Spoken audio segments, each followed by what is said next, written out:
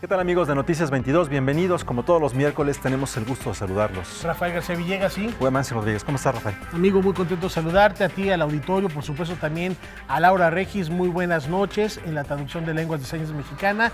Y un programa muy rico, muy variado, donde las artes se hacen presentes. Donde las artes, pero también la expresión artística y la buena vida. Ya verán por qué.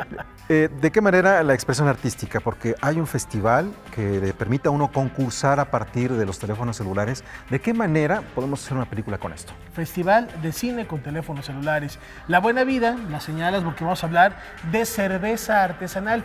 ¿De qué hablamos cuando hablamos de cerveza artesanal? Sí, ahí hay una cosa bien interesante. Contrario a consumir mucha cerveza, lo interesante sería poca cerveza, pero buena. Ya veremos de qué habla esto. Pero, pues, fieles también a la tradición que tenemos aquí en Noticias 22, de actividades artísticas, también de conocimiento, tenemos algo sobre robótica. Un encuentro precisamente de androides, que se abre la convocatoria para desafiar a las nuevas generaciones a crear estos, pues, ¿cómo les podemos llamar? Autómatas que desafíen la imaginación. Y es miércoles de Visión Global. Liliana Rodríguez Santibáñez vendrá aquí, tiene un invitado especial y nos van a hablar de la situación que, entre otros temas, que tiene que ver con Rusia y la geopolítica. Y por supuesto, a unos días de que arranque ya la fiesta más importante del fútbol. Esto y mucho más en Noticias 22. Comenzamos.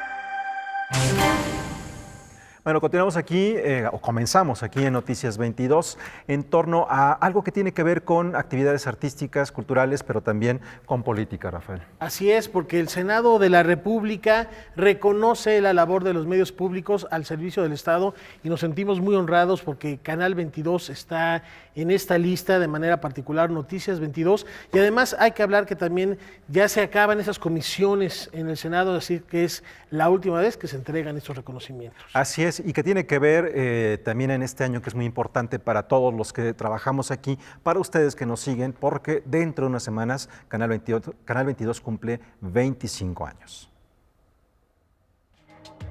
Canal 22 y la dirección de noticias de esta televisora recibirán el galardón a la excelencia en medios por sus 25 años de labor al servicio de la información cultural. El reconocimiento, impulsado por la que fuera la Comisión Especial para dar seguimiento a las agresiones contra periodistas y medios de comunicación del Senado de la República, se entregará el 6 de junio con motivo del Día de la Libertad de Expresión en México.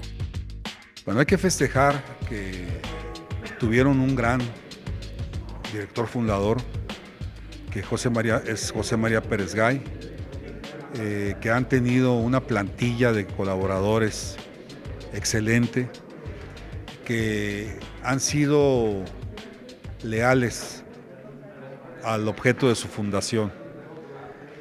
Nosotros hemos dicho que cuando sintonizamos el Canal 22 por cualquiera de sus plataformas, nunca encontramos un sobresalto en la calidad de su programación. O sea, siempre es un vehículo de promoción y difusión de cultura.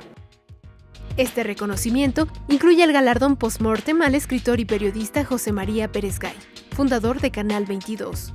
También se reconocerán a los medios públicos que festejan aniversarios emblemáticos como el Canal 11, la agencia Notimex, el Instituto Mexicano de la Radio y el Canal del Congreso. Tengo por cierto que un Estado que tiene medios poderosos es un Estado poderoso, y no porque use esos medios para manipular o para especular o para golpear adversarios, sino porque la consistencia de lo que un medio público informe está la consistencia de una política pública del Estado. En la próxima administración sugeriré que se fortalezcan, que se les dé mayor fuerza presupuestal, que se les dé mayor importancia a estos medios, porque ya vemos de lo que son capaces, porque ya vemos que en medio de una adversidad no se doblan, porque ya vemos que en medio de tanta situación que se da en la política, no son presas de ese ambiente. Noticias 22, Karen Rivera. Bueno, pues un reconocimiento a Canal 22, 25 años, pronto celebraremos con una programación muy importante que queremos compartir ya pronto con ustedes, y también Noticias 22 estamos trabajando por algo verdaderamente bello. Pero hay una cosa interesante, Rafael, amigos, que creo que es importante reflexionar con estos comentarios que tienen que ver con el nacimiento de Canal 22. ¿Qué es lo que ocurre con Canal 22? Si lo vemos en un contexto histórico, estamos hablando de que es Canal 22 junto con el INE, ahora el Instituto, lo que era el IFE y ahora es el INE. Canal 22 y el IFAI son estas tres instituciones que han, entre otras, pero que han crecido gracias al interés y la participación ciudadana, cosa que se debe celebrar. Se va lento, pero con una construcción fuerte, ¿no? Indiscutiblemente dicen que elogio en boca propia es vituperio, pero celebramos los 25 años de la gente que ha hecho esta institución, y no solo de los que están de este lado, sino todos los técnicos, todo el equipo que ha hecho posible Canal 22. 23 de junio es la fecha exacta, y estén muy al pendientes de nuestra programación. Y bueno, tenemos más información que compartirles, porque esa es también nuestra función. La cultura también es noticia. La arquitectura es el puente que une a España y México, y lo ha hecho durante centurias y ahora de manera particular durante 4 días. ¿Cómo entender una casa como unidad mínima de un proyecto urbano? Esta fue la idea que abordó el pintor y arquitecto José Ramón Sierra durante su intervención en el primer Festival de Arquitectura Española, que se lleva a cabo en el Centro Cultural de España. Tomando como ejemplo su ciudad, Sevilla, Sierra se refiere a 2 conceptos de casa: una casa abierta que convive con el resto del espacio y otra cerrada. Yo creo que la vivienda, la otra vivienda de la que estábamos hablando, la vivienda de la que se hace la masa del tejido urbano, como si fuera en una panadería, esa masa a la que se le da forma y que llega a ser un elemento muy plástico también en el urbanismo, esa casa yo creo que está teniendo una importancia tremenda en la supervivencia de la ciudad histórica, y que seguirá teniendo un papel muy significativo. Es decir, que yo creo que perderá un poco poder de configuración la vivienda aislada, y que sí seguirá siendo importante en algunos casos la vivienda aislada como propuesta ideológica completa, pero no tanto por su capacidad de hacer ciudad, ¿no? También refiriéndose al caso del Centro Histórico de Sevilla, Juan Ramón Sierra destaca un proceso de gentrificación en esas zonas, que da entrada a turismo y del cual reconoce su importancia económica, pero también sus riesgos. Está significando cosas muy negativas. Hay un fenómeno masivo de apartamentos turísticos no reconocidos, no legalizables, de mínima calidad, que está produciendo trastornos de convivencia con el vecindario tradicional. Para el profesor de la Escuela de Arquitectura de Sevilla, no resulta atractivo el concepto de acristalamiento, es decir, el empleo excesivo de cristal en construcciones, y pondera técnicas de construcción previas. Lo que me parece que puede ser muy interesante en este momento es la vuelta a los sistemas tradicionales de aclimatación y de aprovechamiento natural de todas las oportunidades que existen en la arquitectura popular y que últimamente se habían dejado de lado. Noticias 22, Víctor Gaspar. Bueno, entre esos riesgos a lo que se refiere el arquitecto sobre la gentrificación en el caso de Sevilla, pues es algo que podemos ver muy bien también en otras ciudades, en el caso de la Ciudad de México, cómo se pone en riesgo, no solamente a partir de esta idea de lo económico, la identidad del lugar, la identidad del barrio, pero también la vocación de esos espacios. Cosa que tenemos que seguir debatiendo, no solamente quienes dicen tomar estas decisiones, sino también la gente que vive en los espacios que son afectados. Continuamos ahora con otra información sobre creatividad, buenas ideas y un celular, una cámara que viene aquí en el celular. Se dice mucho que si una herramienta nos hace o no profesionales, no, de lo que se trata es cómo se utiliza esa herramienta. Y de eso habla Smart Films 2018. Este 1 de junio se abre la convocatoria para la primera edición de Smart Films México, un festival de cine hecho con celulares. Existen 4 categorías: humor, temas sociales y otra enfocada a mostrar lo que significa ser mexicano. La última sección es solo para profesionales del audiovisual y gira en torno al género de terror. Y dijimos y pensamos que era una gran oportunidad llevar a México una plataforma de democratización del medio audiovisual, una plataforma de oportunidad. Todo el mundo tiene una historia que contar y hoy en día con los celulares son una extensión que permite que esto se logre. Los trabajos serán seleccionados por grandes y diversas personalidades del mundo cinematográfico nacional e iberoamericano. De entre ellos destaca la actriz Cecilia Suárez, el actor Miguel Rodarte y los directores Manolo Caro, Michel Franco y Amada Escalante. Siempre he dicho en muchas entrevistas que he dado que ya no hay excusas, ¿no? Que ya se puede hacer una película con un celular y pues ahora por primera vez vamos a ver si eso es cierto o no. Por cuestiones de presupuesto, la película Buscando a Sugar Man se terminó con un celular. Unos años después, el director Sean Baker filmó completamente con un iPhone Tangerine y luego volvió a repetir la experiencia con Proyecto Florida. En nuestro país, el director Marcelo Tovar hizo lo propio en Oso Polar y muy pronto podríamos ver un cortometraje de Amada Escalante con estas características. Me he imaginado hacer algo con celular, con una cámara muy pequeña. Tal vez lo hago pronto, de hecho. La convocatoria de Smart Films México cierra el próximo 3 de septiembre. Los premios oscilan entre los 60,000 y los 120,000 pesos. Así que basta con tener una historia que contar y un celular para dar a conocer tu talento. Noticias 22, Julio López. Bueno, van a decir que somos un par de viejitos los que estamos aquí hablando con ustedes, pero mientras veíamos esta nota reflexionábamos que cuando estuvimos en la escuela pues no había esas facilidades que hoy hay. Lo que queremos decir es que ahora sí no hay pretexto, Rafael, nadie puede decir, yo necesito producción, necesito ayuda, que alguien me ponga un presupuesto. No. Es que no tenía el equipo, ni siquiera para grabar, para reproducir, porque cuando se grababa con carreta abierta en Super 8, en VHS, inclusive que sacaron las cámaras enormes para este formato, se requería dónde grabar y dónde reproducir. Y bueno, la edición era literalmente a corte de tijera. Así es. O ya en no hay otro pretexto. aparato. Ahora es la misma computadora o en el mismo, a veces con programas que están ya en los celulares, ¿no? No hay Vamos, pretexto. participen y echen a volar la imaginación. Una pausa y regresamos.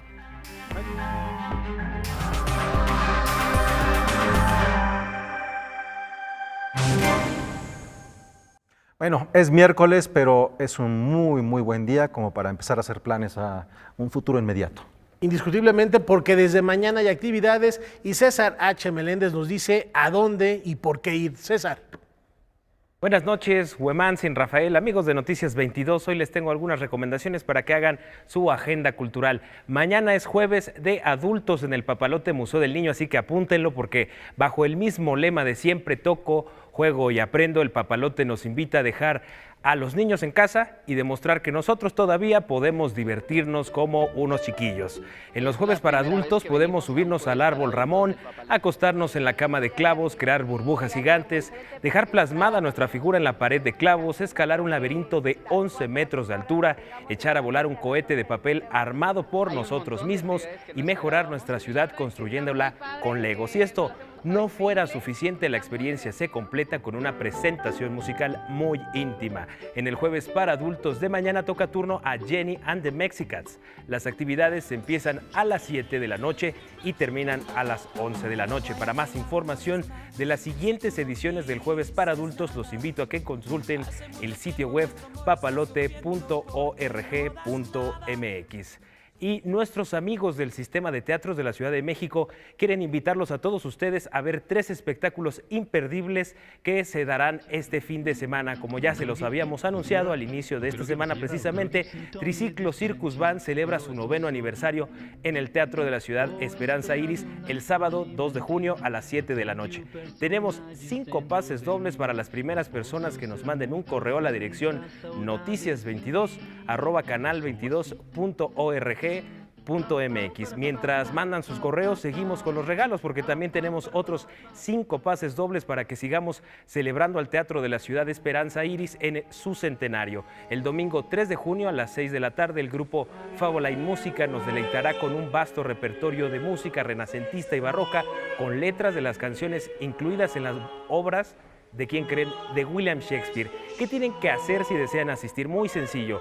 Mándenos un correo en el que especifiquen a cuál de las propuestas que aquí les presentamos desean asistir. Desde luego, noticias22@canal22.org.mx. Y la última tanda de 5 boletos dobles se va con la puesta en escena Fritzl Agonista, que está basada en un caso que conmocionó a la opinión pública, el de la joven Elizabeth Fritzl, quien vivió encerrada en el sótano de su propia casa. Atención, los boletos son para la función que se presenta en el Teatro Sergio Magaña el domingo 3 de junio a las 19 horas y esa es la última función de esta temporada. Así que esperamos sus correos a la dirección noticias22@canal22.org.mx. No lo olviden, estos boletos van por cortesía del Sistema de Teatros de la Ciudad de México. Ahora quisiera invitarlos a un encuentro que inicia mañana. Es el primer encuentro de artes escénicas que se centra en todas aquellas artes que usan menos cosas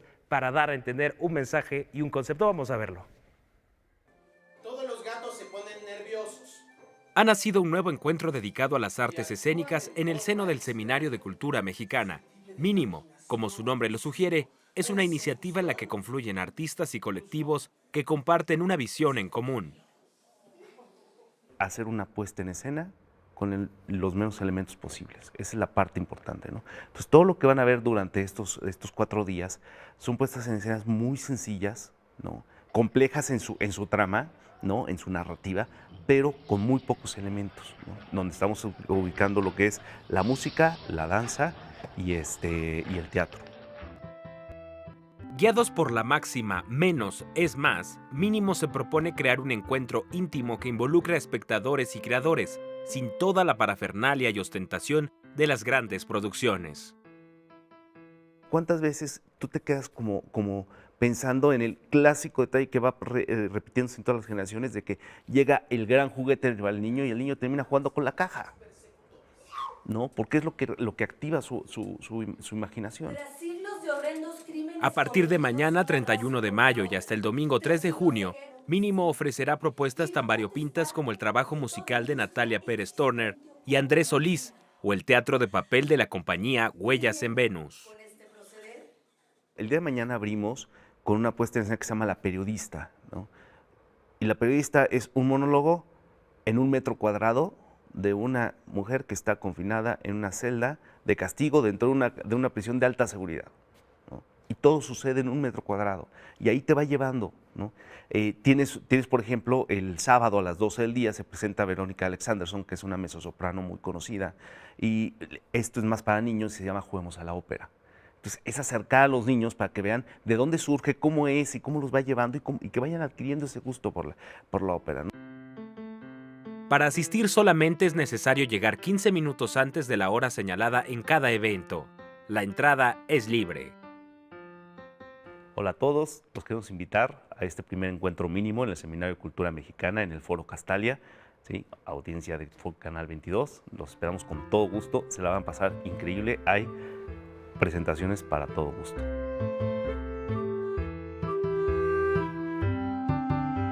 Allí tienen, amigos, algunas recomendaciones. Yo creo que mínimo hay que ir a este primer encuentro de artes escénicas. Yo regreso con Rafael Iguemantzin. Buenas noches. Muchas gracias, mi variopinto comentarista. Nada más hacer una aclaración. La obra a la que nos invita César de manera particular, la que se presenta en el Teatro Sergio Magaña, Fritzl, es para adultos. Es un tema muy fuerte, es un tema delicado. Entonces sí les hacemos el comentario. Triciclo Rojo, la música de Shakespeare es para todo público, pero Fritzl es exclusivamente para adultos, como también lo es, se antoja, la noche de museos para adultos en el Papalote y echarse una siestecita en la cama de clavos, ¿por qué no? Perfecto. Muchas gracias César. Y ahora vamos con algo que tiene que ver con la palabra. La UNAM ha puesto en marcha un programa artístico en el que los protagonistas son las historias y las palabras. Como se cuentan, se trata de la tradición oral. el arte de contar cuentos a través del programa de narración oral Regaladores de Palabras, que la Coordinación de Difusión Cultural UNAM realiza durante 2 temporadas al año, el de primavera, entra en su recta final este fin de semana. Ahora en esta ocasión, en junio, por ejemplo, este fin de semana inmediato, vamos a tener la presencia de 2 narradores que están haciendo una labor muy fuerte en San Luis Potosí, Ana y Tadzio Neumann, uno contando literatura, la otra rescatando tradición oral de San Luis Potosí. 5 sedes permanentes, 3 todos los sábados y domingos, el Museo Universitario del Chopo a las 12:30, el Centro Cultural Universitario de CEU y el de Tlatelolco a la 1 de la tarde, la Casa del Lago a las 2:30 el primer fin de semana de cada mes y el antiguo Colegio de San Ildefonso a la 1 de la tarde el último fin de semana de cada mes albergan a un gran número de artistas.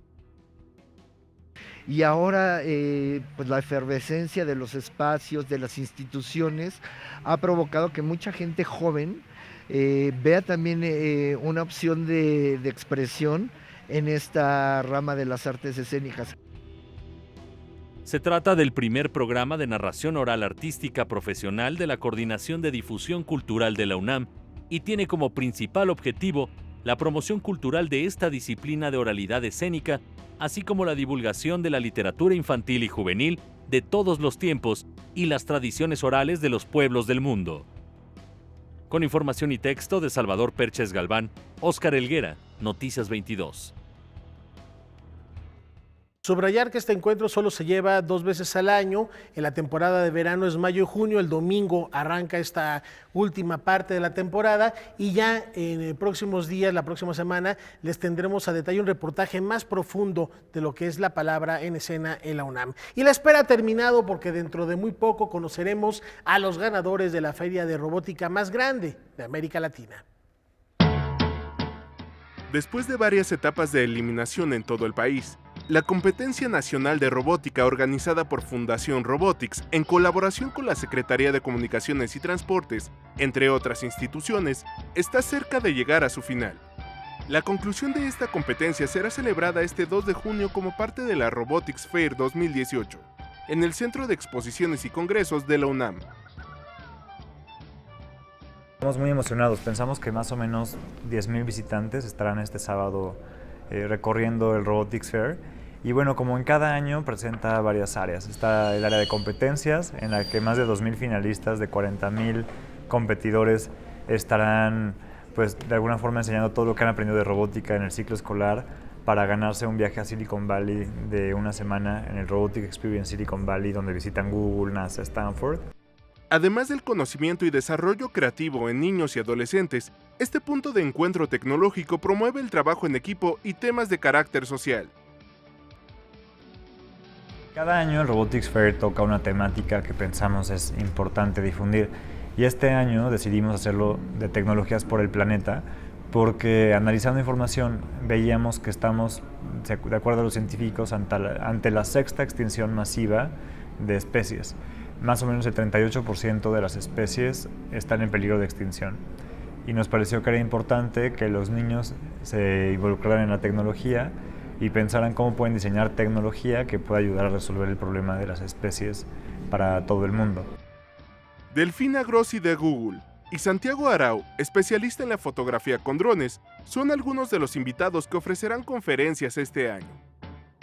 Tenemos talleres gratuitos y tendremos a varios conferencistas que la verdad nos tienen muy emocionados, particularmente Ali Guarneros de la NASA, que es una mujer mexicana de Coyoacán que a los 35 años decidió estudiar aeronáutica y hoy en día es la única mujer que en la NASA Silicon Valley diseña los satélites que se llaman CubeSats y que estos satélites se lanzan a la Estación Espacial Internacional y de ahí se lanzan de nuevo a la Tierra.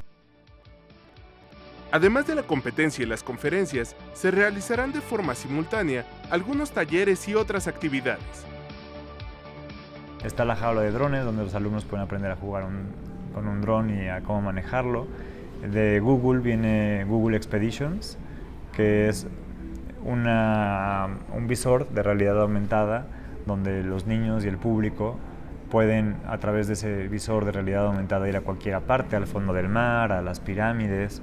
También estará una zona donde se estará exponiendo First Lego League y tendremos por primera vez un momento en el que el profesor Chiflado estará haciendo un experimento público frente a todos y bueno, pues estamos muy emocionados de todo lo que va a venir en este sábado. Para Noticias 22, Fernando Salinas. Bien, es momento de hacer una pausa, pero antes un anuncio, Rafael. Así es, los invitamos hoy a las 10 de la noche a ver el programa especial de Noticias 22 en torno al centenario de Pete Amor. Sigan en sintonía del canal y no se pierdan esta referencia de las letras y también, por supuesto, de la cultura nacional. Así es a las 10 de la noche en la señal de Canal 22.1, a las 11 de la noche en Canal 22.2 y el día de mañana en Canal Internacional, para todos nuestros amigos que nos ven en Estados Unidos, estará a las 9 de la noche. Está la invitación hecha, vamos a una pausa.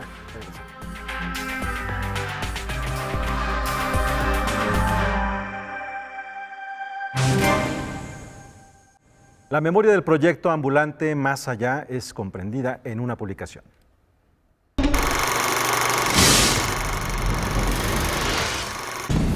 En 2011, Ambulante arrancó un proyecto de impulso a la producción documental entre los jóvenes, que se extendió por el sureste del país, abarcando estados como Campeche, Yucatán y Chiapas, para rápidamente alcanzar a Oaxaca y Guerrero, e incluso Guatemala.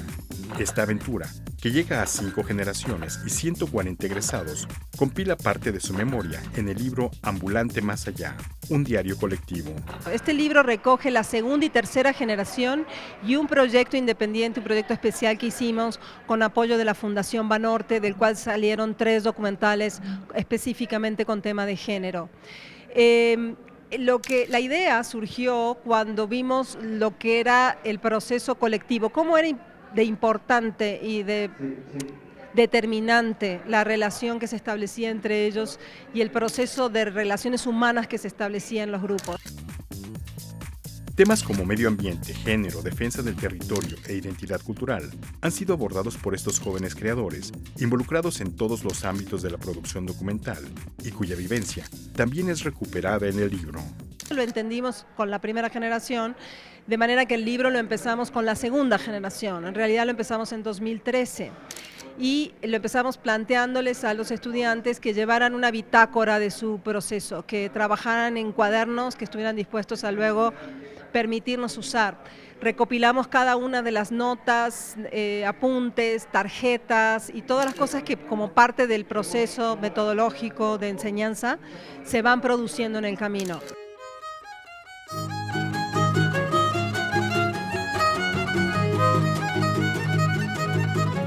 Hay un artículo escrito por una de las estudiantes, Faune, que está aquí presente, que cuenta un poco cómo es desde el punto de vista de ellos como estudiantes la experiencia. Hay otro de Elena Fortes, nuestra directora fundadora de Ambulante, que introduce, de Carolina Coppel, que fue la primera directora del proyecto.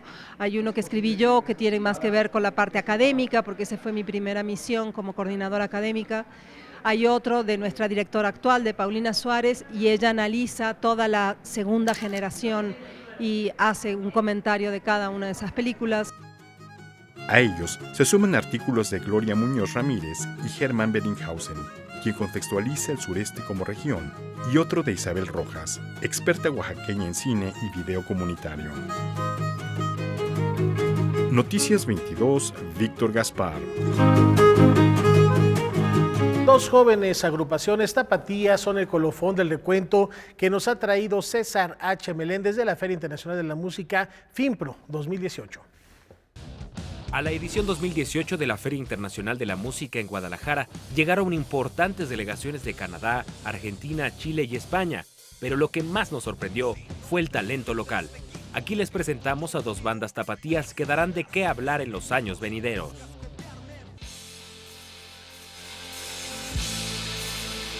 Wall es una agrupación que desde 2012 viene abriéndose camino en la escena musical con su propuesta instrumental, con aires de post-rock, rock progresivo, shoegaze y música clásica. Ya cuando estábamos ensamblados, pues empezamos a tocar y conforme íbamos componiendo no vimos la necesidad de un cantante. Veíamos que era una vía como más apropiada para nosotros el expresarnos a través de nuestros instrumentos.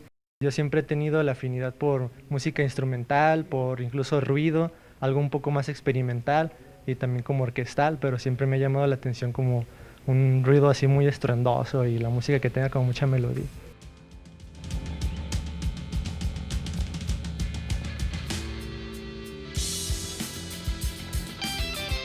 Esta forma de crear matices y contrastes, que es algo que vivimos tan solo en nuestras vidas, ¿no? Los contrastes de la vida, de las emociones, y pues es algo que termina plasmado ahí en la música.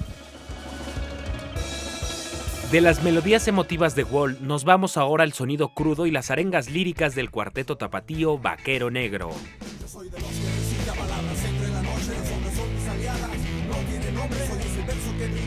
Nosotros somos Vaquero Negro, una banda que mezcla el hip hop con el rock, y hicimos este género que lo llamamos nosotros rapcore mexicano.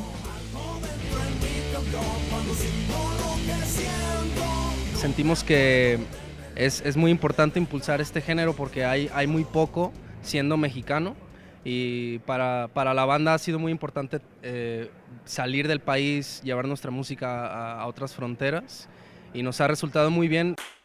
No, sin nada ya.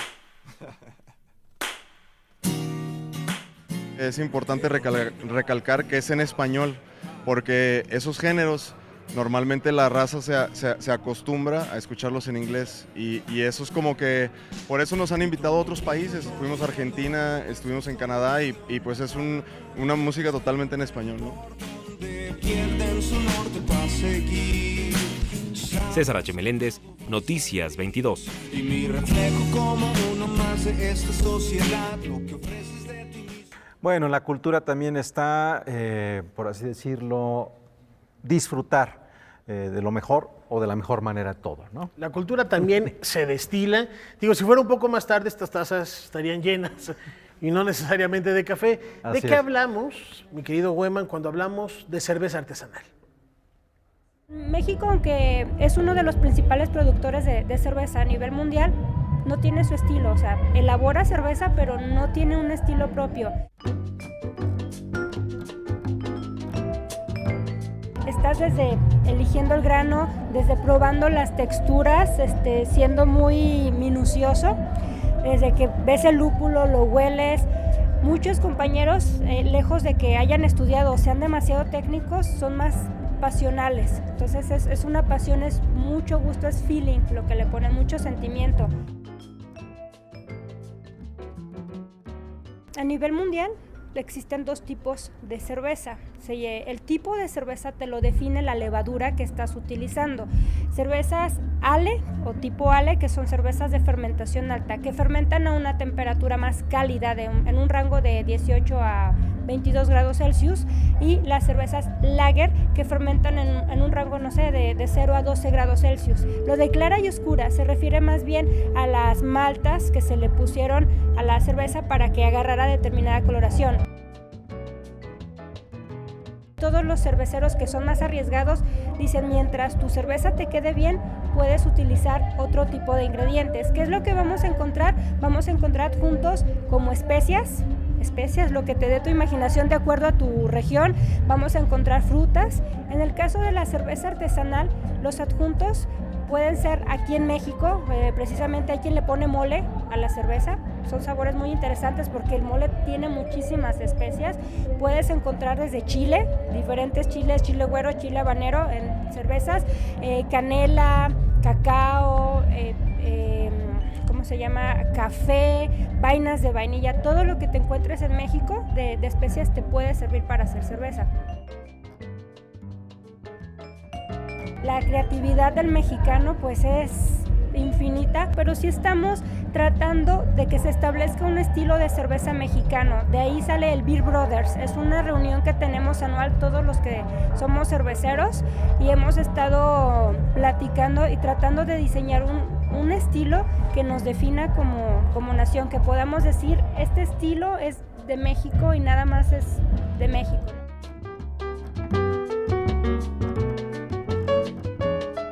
No se cierren a probar cervezas artesanales. lo artesanal no quiere decir que fue algo mal hecho, al contrario, es un producto que fue muy bien cuidado.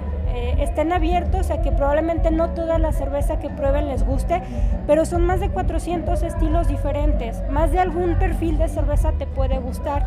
Apoyen al productor pequeño y pues sobre todo eso, denles la oportunidad de dar a conocer su producto y ustedes dense la oportunidad de conocer algo diferente.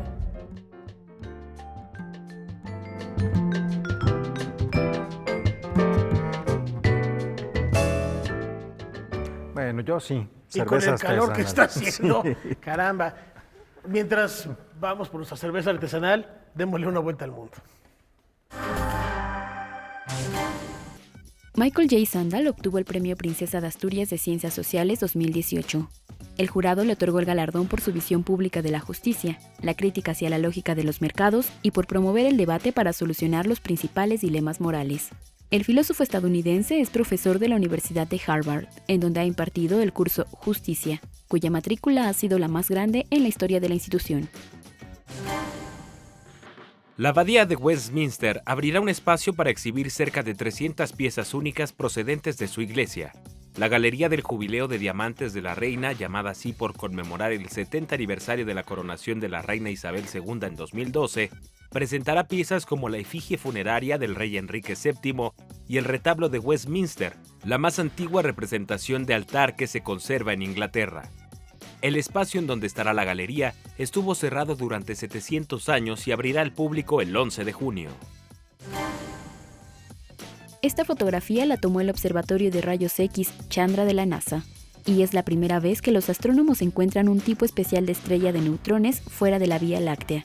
Se localiza en la nube de Magallanes, a 200.000 años luz de la Tierra.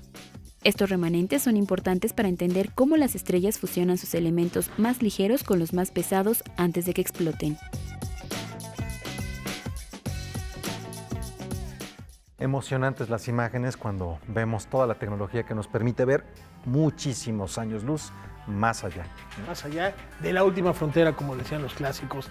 Pero regresamos a nuestro planeta y al volver de la pausa, recorremos Rusia, su situación geopolítica, a unos días de que arranque la gesta mundialista.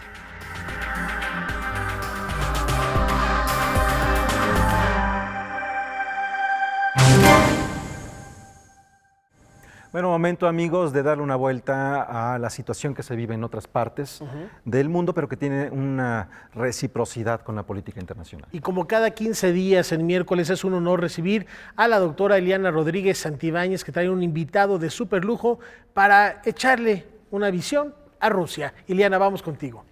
Gracias, ¿qué tal amigos? Pues bueno, hablamos mucho siempre de Rusia, pero no abordamos los temas que realmente nos interesan. Y para hablar de ello, hemos traído un profesor muy joven, pero muy interesante, el profesor Dmitry Schmidtko. Él es egresado de la Universidad Estatal de Humanidades de Rusia y actualmente es investigador politólogo del Instituto de Investigaciones Jurídicas de la UNAM. Y bueno, para ello, Dmitry, te presento. Sí, buenas tardes. Y lo que querríamos saber primero, no podemos entender a un país si no conocemos el contexto histórico. ¿Cuál es el contexto histórico del que viene la actual Rusia y el papel después de Boris Yeltsin, que había estado muy cercano a Occidente, particularmente a Estados Unidos? Hay un cambio en la política exterior de Rusia con Vladimir Putin, el actual mandatario, que ha sido recién electo nuevamente para proseguir su proyecto de nación. ¿Cuál es el contexto histórico de Rusia para tratar de entender? El contexto histórico es bastante fácil porque durante la época de Boris Yeltsin, Rusia fue el país que apoyaba absolutamente a los países occidentales. Y Putin, cuando llegó al poder, también fue un político absolutamente occidentalista. Pero después, más o menos al final de su segundo plazo de la presidencia, inició este cambio. Por ejemplo, nosotros podemos recordar que en 2017, en su discurso en la Conferencia de Seguridad en Múnich, él dijo que, por ejemplo, no le cae bien la política de Estados Unidos, que tiene un monopolio de aplicar la fuerza militar, que, por ejemplo, cree una inseguridad en el mundo y cree muchos problemas. En general, todos los problemas que pasaban en la región de ex-URSS, por ejemplo, en Ucrania, en Georgia, donde ocurrieron las revoluciones democráticas o las revoluciones de calor, como se llaman así, afectaron a Putin muchísimo. Él inició a creer que, por ejemplo, los países occidentales tienen ganas, por ejemplo, hacer a Rusia más débil. Y eso fue muy importante, por ejemplo. Y el último intento, por ejemplo, poner de acuerdo a regresar a la paz con los países occidentales, él hizo en 2013. Por ejemplo, antes de los Juegos Olímpicos, porque los Juegos Olímpicos fueron muy importantes para Putin. Él esperaba muchos líderes del mundo que vienen a Rusia para saludar a Putin y decir que buenos Juegos Olímpicos pasan en Rusia, que bueno todo. Y él, por ejemplo, nosotros recordamos que él ayudó muchísimo e intentó hacer varias cosas para ponerse de acuerdo con los países occidentales. Por ejemplo, salió a la libertad Jodorkovsky, que fue uno de los políticos y oligarcas muy importantes que estaba en el cárcel. Pero a ver, déjame que te interrumpa. Sí. Vladimir Putin, al principio, cuando toma por primera vez la función pública, no como funcionario, sino ya dentro de la presidencia, parecía estar cercano a Estados Unidos y de repente hay una fractura con Occidente, como una rebelión en contra de Estados Unidos que lo aleja y lo lleva hacia una concepción aislacionista, que es la que tiene y mantiene en la actualidad. ¿Por qué Vladimir Putin toma la decisión de ir en contra de los Estados Unidos cuando parecía que se estaba acercando precisamente tras la posguerra? En Rusia se considera que él quería salir del poder en 2008, cuando él ocupó el puesto de primer ministro, él quería salir en general del poder. Pero, por ejemplo, después, en 2011, ocurrió la primavera árabe y, por ejemplo, el caso de Gaddafi en Libia lo afectó muchísimo. Él tenía miedo que lo mismo puede pasar en Rusia y nadie, los poderes actuales o el presidente Dmitry Medvedev no puede garantizar a él la seguridad y la seguridad a su familia, como en su lugar, por ejemplo, Putin garantizó lo mismo a la familia de Yeltsin. Él lo cumplió, por ejemplo, él garantizaba absolutamente la seguridad a todos los negocios de la familia de Yeltsin y todo.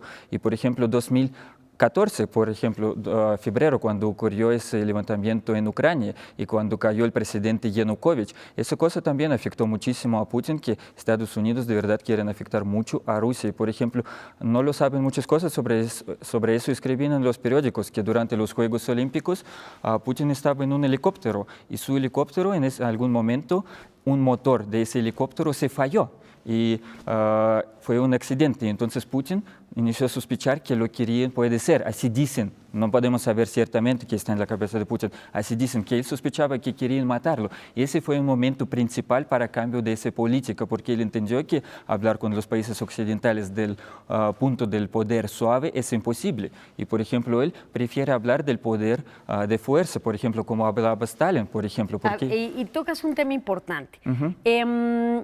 Con la Segunda Guerra Mundial quedó una guerra fría, donde había una contraposición por las concepciones ideológicas de Estados Unidos y, por supuesto, del eje entonces soviético. Hoy día hay quienes dicen que no existe una guerra ideológica, pero la hay porque el comercio al final representa posicionamientos ideológicos. Hoy día Rusia no tiene acceso a la tecnología de punta. Rusia solía mandar la tecnología, el lanzamiento de satélites, naves espaciales, etcétera, y se genera una carrera militar con Estados Unidos por la conquista del espacio. Rusia es desplazado en esa situación, se eleva a Estados Unidos como potencia respecto a la conquista del espacio, pero también sobre el control de la tecnología.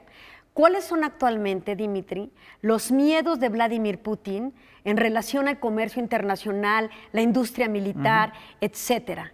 ¿Cuáles son los miedos de Putin que lo llevan al comportamiento actual que genera nuevamente una guerra ideológica?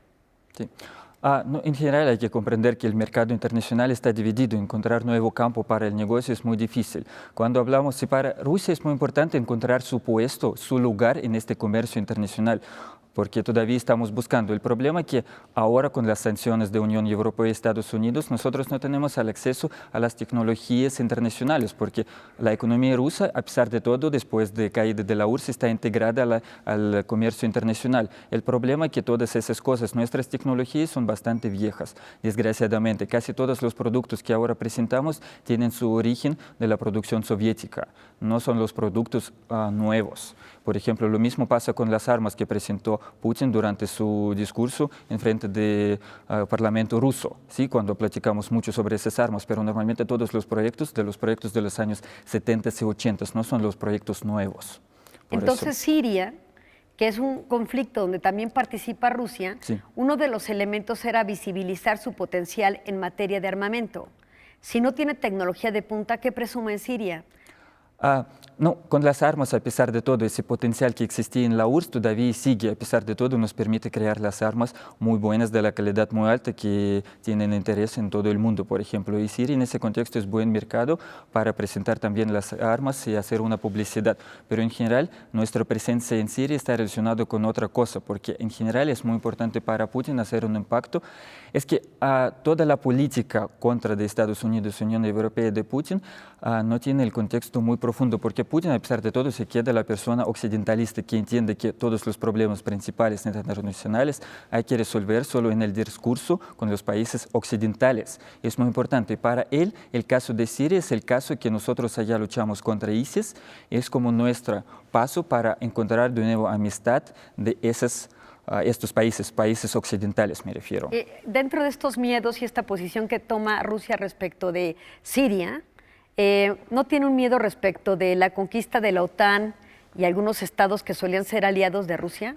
Sí existe este problema, por ejemplo, porque cuando cayó la URSS, entre presidente Gorbachev y, por ejemplo, canciller Shevardnadze y otros presidentes europeos, fue varios negocios. Y, por ejemplo, a nosotros nos prometieron que OTAN no va a extenderse a las fronteras rusas, pero nosotros vemos que entraron los países bálticos, entró Polonia, República Checa y otras repúblicas. Ahora existe el chance que Ucrania y Georgia van a entrar. Ucrania y Georgia ya está justamente en la frontera rusa y Putin tiene mucho miedo. En algún contexto, por ejemplo, también interpreten esos conflictos en Ucrania y Georgia como conflictos para no permitir a esas repúblicas entrar en la OTAN, porque según las leyes de OTAN, el país que tiene un conflicto interno en su territorio no puede entrar a la OTAN. Es muy importante en ese contexto. Muy bien, y respecto a la personalidad del líder, sí, ya no hablando del Estado y su liderazgo y su asociación o conveniencia de asociación con otros estados, ¿cómo es visto Vladimir Putin desde adentro? Recientemente ganó las elecciones prácticamente porque un 70% de la población votó por él, pero hay una división muy visible entre las élites que soportaban al régimen y el pueblo. Estas élites se están yendo a otros países, están saliendo capitales de Rusia ahora nuevamente con la reelección de Vladimir Putin. ¿Cómo es Putin al interior? ¿Cómo es visto al interior y cómo es su función respecto de las élites que le solían apoyar?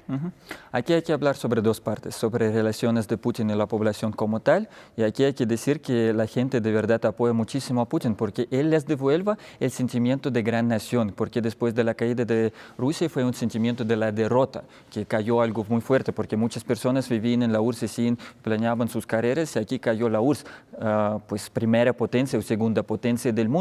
Sí, y Rusia después buscaba su papel en el mundo. Y Putin, con todas esas cosas, con la política exterior, con los Juegos Olímpicos, por ejemplo, el Mundial, regresa, devuelve ese sentimiento de gran nación para los rusos. Otro contexto sobre las élites. Durante su época, su presidencia, Putin fue como una persona que garantizaba a las élites rusas la posibilidad de integrarse al comercio europeo para que ellos podrían ganar su dinero. Pero ahora con las sanciones de Unión Europea y Estados Unidos, existe el problema que las élites no ven más en Putin una persona que puede garantizar esas ganancias. Al contrario, ellos ven un problema que Putin crea las barreras, porque las élites rusas, ellos normalmente relacionan su futuro de sus niños con la vida en los países orientales, con la medicina, escuelas, universidades y todo. Y ahora esas sanciones no les permiten hacer porque ellos no pueden obtener la visa y muchas personas en general salen del país e intentan obtener los pasaportes de otros países europeos. Por ejemplo, me parece que en febrero casi 700 empresarios rusos bastante grandes obtuvieron el pasaporte de Malta, sí que le permite salida muy fácil a la Unión Europea. Es muy importante. Pero en general para Putin las sanciones de alguna manera es la cosa muy buena porque le permite ver quién en las élites está listo a apoyarlo hasta el fin o quién va a traicionarlo, porque para Putin la cuestión de la traición es muy importante.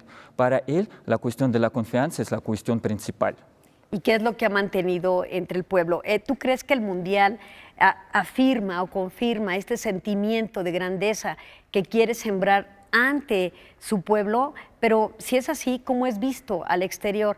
¿Logra generar este impacto mediático mediante el Mundial? Sí, es muy importante, en general para la población es muy importante, pero aquí para la población también es otra cosa, porque dentro de esa política de la confrontación es muy importante que la gente rusa va a ver también a otros extranjeros, porque de Rusia afuera al extranjero salen solo 7%, no más. Entonces casi no conocen cómo es el mundo exterior y cuando van a llegar a Rusia los fans, ¿sí?, de otros equipos de otros países, es que los rusos también van a conocerlos. Ese intercambio intercultural es muy importante para la población rusa también y para los extranjeros para comprender mejor a Rusia y la población rusa. Muy bien, Crimea que se separa de Ucrania y se adhiere a Rusia, ¿cuál es el impacto al interior del Estado ruso? Y si este mundial va a poder mitigar el impacto de esta adhesión. No, en el contexto del mundial, Crimea no va a influir tanto porque ya las acciones fueron aprobadas y el mundial aquí no puede influir en general. Pero para los rusos, Crimea es una tierra, si podemos decir así, santa como Kosovo para los serbios, ¿sí? Por ejemplo. Y allá, después de la caída de Yanukovych, existía un miedo muy grande, porque en Crimea está la base militar, base marina rusa, donde están nuestros barcos. Y tenía mucho miedo que los barcos de OTAN vayan a entrar y ocupar los lugares de los barcos rusos. Y ya va a estar cerca de la frontera rusa. Por eso, y fue un impacto para ocupar ese territorio, para proteger el país. Es la lógica del poder. Bien. Bueno, pues Dmitry Shmytko, pues muchísimas gracias por haber venido a este programa. Nos dejas con muchísimas dudas también, pero también con un conocimiento importante sobre Rusia. Agradezco a ustedes y regreso los micrófonos a nuestros colegas Rafael y Huemansin. Muchas gracias, doctora Eliana Rodríguez Santibáñez. Dmitry, muchas gracias. Seguramente ya que arranque el Mundial te vamos a volver a invitar para ver también cómo va este pulso del mundo. Hablas de toda esta reunión que va a haber allá en Rusia, para saber cómo leemos entonces la geopolítica de aquellas latitudes con una historia fascinante que tiene. Así es. Bueno, y tendremos algunos contenidos especiales, no solamente en noticias, en algunos programas que pronto tendremos en Canal 22. La invitación para mañana en el mismo horario, en el mismo canal. Muchas gracias. Buenas noches.